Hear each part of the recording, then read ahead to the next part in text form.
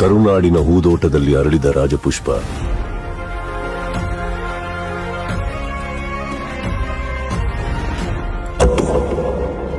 1975ರಲ್ಲಿ ರಾಜನ ಮಗನಾಗಿ ಹುಟ್ಟಿದ್ರು. ಸಾಮಾನ್ಯರ ಜೊತೆಯಾಗಿ ಬೆಳೆದ್ರು. ಪುಟ್ಟ ವಯಸ್ಸಲ್ಲೇ ಬೆಟ್ಟದ ಹೂವಾಗಿ ರಾಷ್ಟ್ರ ಪ್ರಶಸ್ತಿ ಕೂಡ ಪಡ್ಕೊಂಡ್ರು. ಅಪ್ಪನ ತೇಜಸ್ಸನ್ನ ಅಭಿನಯದಲ್ಲಿ ತಂದ್ರು. ಅಪ್ಪನ ವರ್ಚಸ್ಸನ್ನ ಅವರ ನಗುವಿನಲ್ಲಿ ತುಂಬಿಕೊಂಡ್ರು. ಅಪ್ಪು ಅವ್ರು ಬಂದಿದ್ದಾರೆ. ಯಾರೋ ಅಪ್ಪು?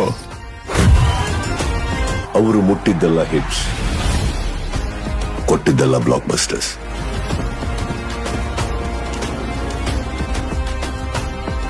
ಜೀವನ ಜನಕ್ಕಾಗಿ ಮೀಸಲಿಟ್ಟು ಜೀವನ ನಮ್ಮೆಲ್ಲರ ಹೃದಯಗಳಲ್ಲಿ ಬಚ್ಚಿಟ್ರು. ಮಾಡಿದ ಸಹಾಯ ಲೆಕ್ಕಕ್ಕಿಡದೆ ಎಷ್ಟು ಸಾಧ್ಯನೋ ಅಷ್ಟು ಅಭಿಮಾನಿಗಳ ಇಷ್ಟ.